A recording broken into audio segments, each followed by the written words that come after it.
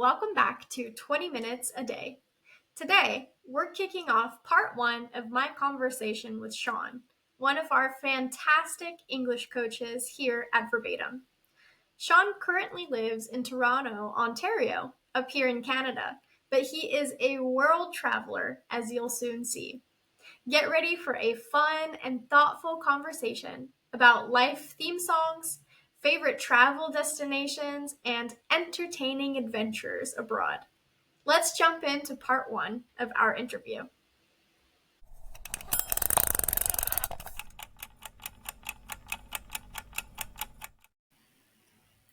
Hello, everyone. Today, I would like you to meet one of our coaches, Sean.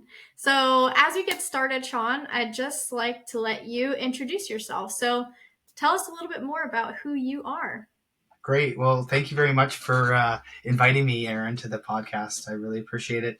I'm a coach with Verbatim. I've been coaching with Verbatim for a couple years. And how I got into this field is I did a lot of work for the Canadian government for a while when I started in university and also when I finished my post-grad work and continued working doing job development, employment services, but a lot of consulting and coaching, business coaching.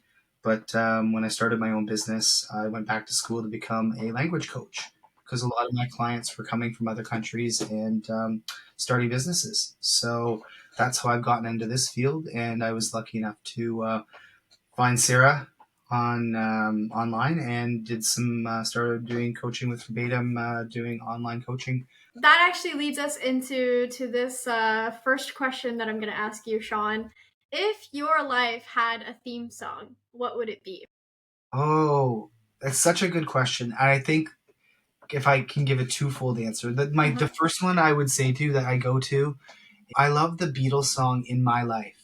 Okay. And I don't know if you're familiar with this song, but it's kind of like a love letter to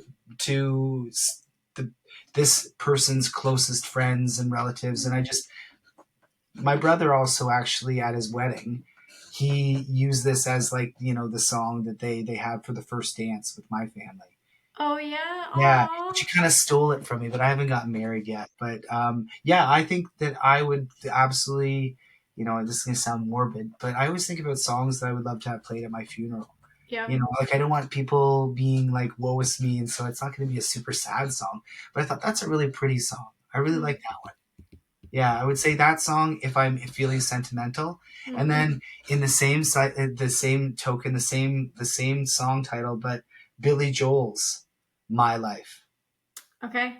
I love that, and I kind of have always lived my younger life by that kind of motto, where you sold my house, bought a ticket, and moved out to the West Coast. And I can't tell you how many times I've moved around and gotten to travel the world. Not because I'm not happy where I am, but there's so much to see in the world that I want to try get as much in as I can before I'm not. Yeah. Try and explore when you have the time and the freedom and the ability and all that stuff. And well, that actually leads us perfectly into the next question. So if you could live in any country for a year, where would it be and why? Ooh. So I knew what the answer was when I submitted these questions to you to consider, and now I'm second guessing. I think New Zealand would be the country that I would live in, and I did get the opportunity to live there. I think. Have you been there before? Yeah, I did. I was there for just a little bit over a year, and backpacked and lived there, and I applied for citizenship, so I was going to stay there and live there.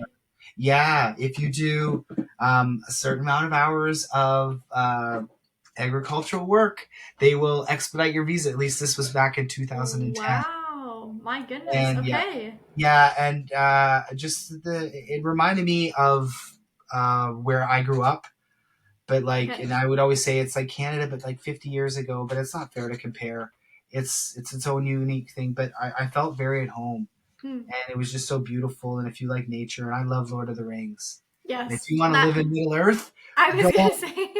you live in middle. You'll go to places, having a picnic, and you'll just feel like hobbits will be around, or They should be like running around you or something. it I is. was gonna say like that. New Zealand is on my list because I love Lord of the Rings too, and the scenery in those movies just looks so beautiful. It must be stunning in real life. It is, and it kind of like Canada. Mm. The difference is that imagine you took the geography of Canada, which it takes days to go out of some of the provinces. Yeah. Ontario and Quebec, they're huge provinces, and take all of that and combine it, and you could see the entire country driving in a couple hours from coast to coast. Like you'd be in a mountain range at Mount Cook and be skiing, and then hop in your car and go swimming or surfing, right? Like just down the road. It was incredible. Yeah, I would recommend New Zealand for anybody. But I just got back from Madeira, in Okay. it's Madeira, Portugal. So it's an island off of North Africa. It's Okay. more in line with like Casablanca or Morocco Okay. when it comes to latitude. Okay. Um, I don't know. I might retire there. That was the safest place I've ever visited. Really? There's roads that Wow. are Okay. nice that uses bushes. Okay. People were equally as friendly. Yeah, I felt very welcome. And And when they I drove, speak Portuguese there? yeah, but everybody speaks English. Okay. And on all the signs, because I think tourism is a major part of their industry. Oh, interesting. Okay. They've got it in English. They've got the UK flag, the German flag, and then the Portuguese. Okay.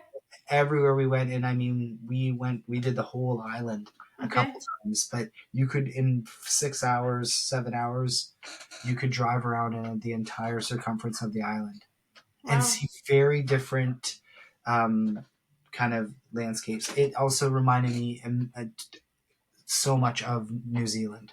Okay. Very Yeah. similar in terms of landscapes or in terms of the people Yes, there or everything. Like it okay. was just very, very beautiful, but much more modernized. I Okay. mean, buildings were beautiful. We were in the Azores, which is another archipelago just up, Mhm. the Canary Islands is between them, and it was more rustic, Okay. less developed. This was commercial's not the right way to say it, but the roads were perfectly paved everywhere we went. Whereas Okay. there were some roads that we went that ended up being in fields and then by cliff sides with no guardrails when we were in the Azores, and it was just a little bit more adventurous. Okay. Here, Okay, I see. everything, even when it was like I never felt nervous, I never felt like I just needed to be a slow driver, and some people Huh. might have honked behind me. Okay. I was this slow tourist, but no, people were so gracious, and I Mm. drove all around the island standard. That's the Mm. only thing on the islands. They recommend you drive standard because of the hills. Standard as in stick or automatic? I Yeah, always forget which as one in it is. stick. As in Yeah, stick. Okay. yeah, exactly. Which I kind of loved, but we got like a little convertible Fiat, and we were bombing around. Yeah, this little That's it was that's awesome. something that I never learned to do. I have yet to learn to drive stick. Hey, it's okay.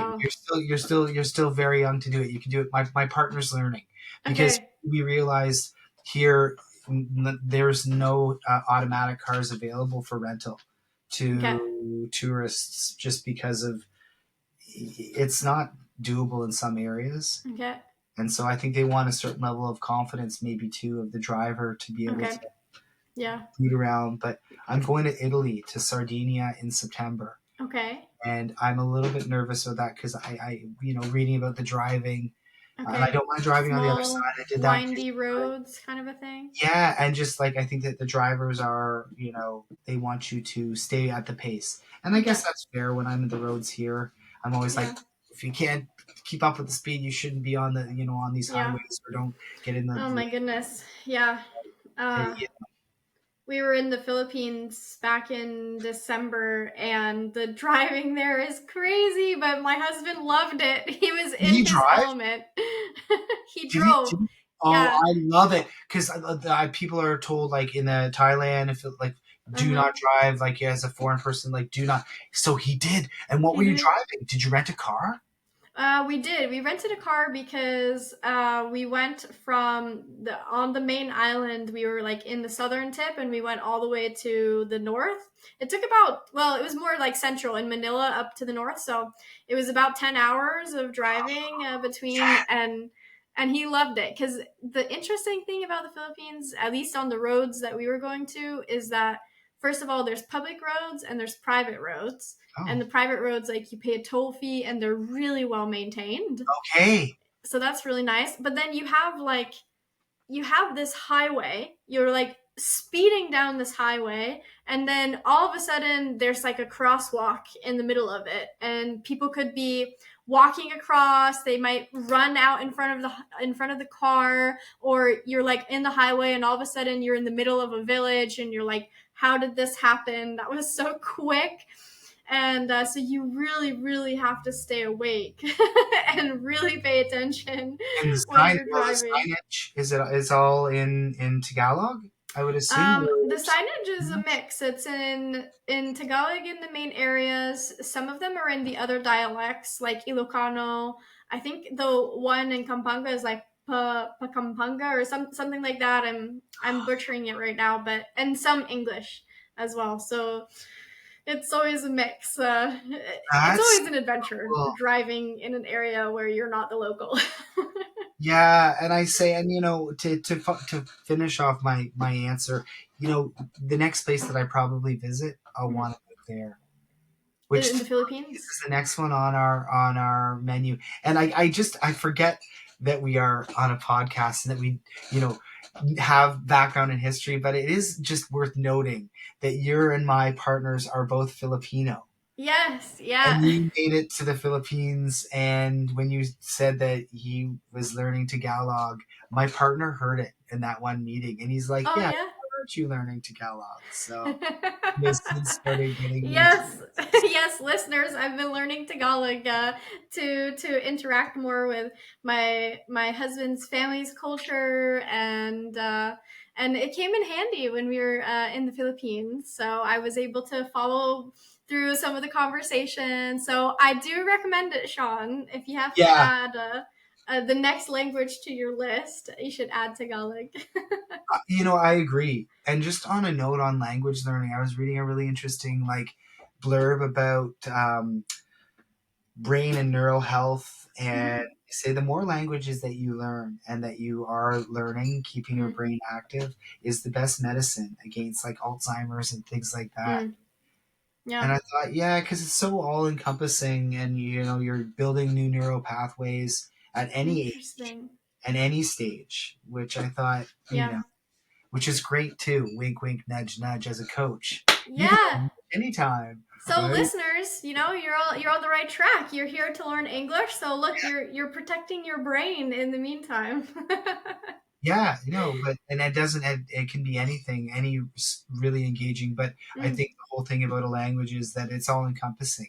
yeah. You are accessing science, math, your language, but also emotion. Culture, stories too on that end. Other people, you're able to communicate, right? There are so Yeah, many benefits to learning a second, a third, a fourth language, depending on how adventurous you are. yeah, and each language that you're learning, it's easier and easier. Mm, Now, yeah. I'm curious for you, what Hmm. what language would you be learning next after Tagalog? That is a really good question. I think it would depend on where we travel next. Hmm. Is that is We, that is that a factor? Sorry to interrupt, but is oh that a yeah, factor that you consider in the language that you learn? Like you like to learn to speak wherever you're going? I'm curious. yes, Learn? yes. Did you learn some Japanese because you stopped over in Japan on your trip over? Yes, we did. We did do a little stopover in Japan for a couple of days at the beginning and a couple of days at the end, and I did. I actually learned a tiny bit of Japanese while I was in university because one of my friends was Japanese, and so usually what happens is I'll connect with a person, and Mm, then I'll want to connect with their language, with their culture, and I'll learn a little bit as I can. I didn't go very extensive. So by the time we were there in December, it was like 4 years since the last time I had learned any parts of Japanese. So I was trying to communicate a little bit, but that is what kind of pushed me. I was actually going to say this because we visited Japan. I know we want to go back to Japan at some Yeah, point because you it had was said a that. beautiful country. Hmm. And if we go, one of my requirements is to have a more solid base in Japanese before going, because I think it's crucial to travel to be able to interact with the locals as much as you can, right? And I think it just makes the experience so much more, I don't know, smooth, I guess. Yeah, and it's about like you were talking about your partner's culture Mm, and learning and connecting with the family. It's also about like a matter of respect. yeah, And in my 100%. experience, when you do make an attempt in the language, like when I go to Mexico, I always try to speak Spanish, and please and thank you are not hard to learn. Yeah, And asking people or getting them and practicing. I learned yeah, some Portuguese when I was in Madeira, yeah.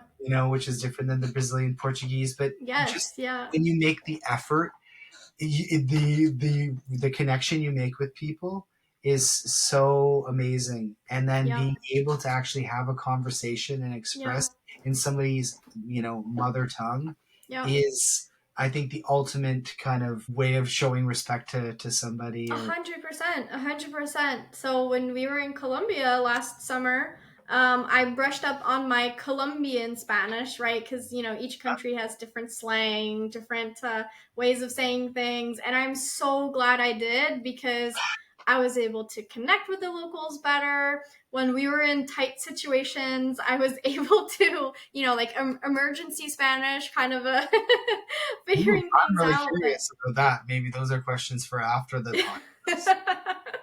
yeah. Wow, well, my emergency Colombian Spanish came in handy while traveling.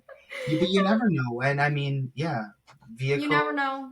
yeah, We had so many emergencies on that trip too, so I'm just like extra glad that I put the time into to brush up before going. I'm so curious. Again, when we were meeting, we're usually talking shop. So it's actually really nice to talk about the thing that shop pays for, which is traveling. Yeah. True, But true. Usually in our meetings, we're talking about how to develop the YouTube channel, what we're going to do, tips and tricks, things like that. But it is nice to just kind of just yeah, talk and get to know each other a little bit more. And that's it for part one of my chat with Sean. Thanks for listening. I hope you enjoyed hearing about his journey so far and got a little inspiration for your own language learning adventures. Be sure to follow the podcast so you don't miss part two next week. See you next time on 20 Minutes a Day.